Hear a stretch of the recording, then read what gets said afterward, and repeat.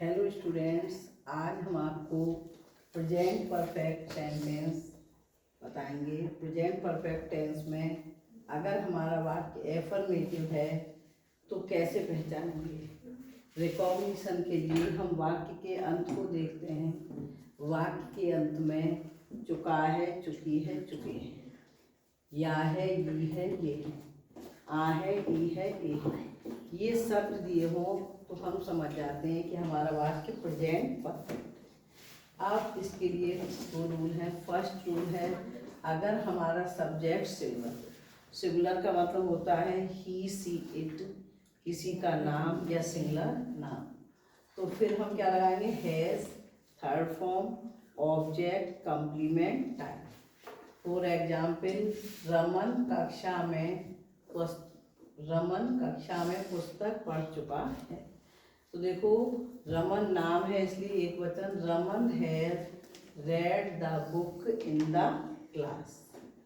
अब rule number second, अगर हमारा सब्जेक्ट प्लूरल हो, प्लूरल में क्या होता है, we, you, they, plural noun जैसे बॉयज, गर्ल्स, स्टूडेंट्स या आई, अगर ये हमारे सब्जेक्ट हैं तो have, third form, object, complement, time.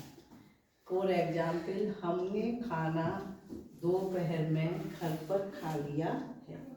तो देखिए, सब्जेक्ट है इसमें हमने, खाना ऑब्जेक्ट, टाइम है दोपहर में, घर पर कंप्लीमेंट, खा लिया, ये हुई वर्ब।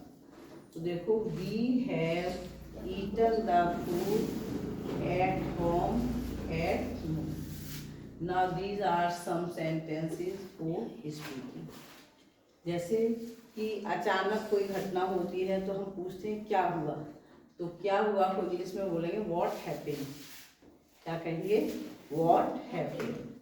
अब अगर कोई बात हो, हमें किसी से मालूम करना है, कोई परेशान है, अपनी बात को कह नहीं पा रहा, दुखी है, तो क्या बात है हिंदी में कहते हैं, इसको इंग्लिश में कहेंगे व्हाट इज द मैटर, या शॉर्ट में अगर बोलना चाहें तो व्हाट्स द मैटर भी बोल सकते हैं।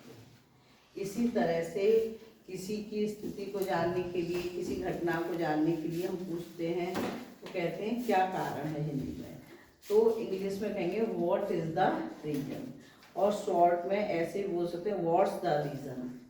अब क्या गड़बड़ है, जैसे कि कोई मामला खराब होता हुआ दिखाई दे तो हम ये जानना चाहते हैं क्या गड़बड़ है, कोई परेशान है, कोई अपनी बात को कहने में अव्यक्त है, असमर्थ होता है, तो हम कहते हैं what is the trouble, what is the trouble, या फिर व्हाट्स द ट्रबल।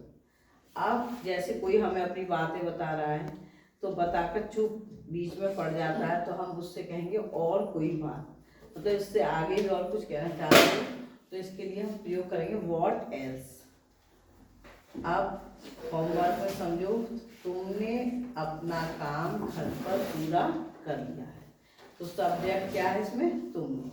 अब बॉयज बताओ क्या होगी अंग्रेजी इसकी, तुमने क्या है, यू के साथ क्या लगाओगे, आ नहीं, लिया है, दिया है, तो ये कौन सा टेंस होगा, प्रेजेंट परफेक्ट। तो यू है, पूरा करने को क्या कहते हैं, कंप्लीट, तो कंप्लीट की थर्ड फॉर्म कंप्लीटेड। तो you have completed your work at home. अब गर्ल्स बताएंगी, सूरज आज आकाश में निकला है, तो सूरज के लिए क्या प्रयोग करोगे, द सन।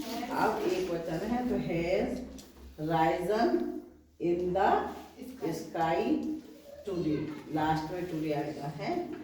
अब देखो, वे गांव से आ गए हैं, बॉयज बताएंगे वे की अंग्रेजी क्या है, फिर गए हैं, तो क्या लगेगा, हैज या हैव, हैव लगेगा, क्यों, क्योंकि दे क्या है, बहुवचन, तो दे हैव, आने की थर्ड फॉर्म क्या होती है, कम, तो दे हैव कम से गांव, तो फ्रॉम विलेज, तो क्या बोलोगे, they have come from village.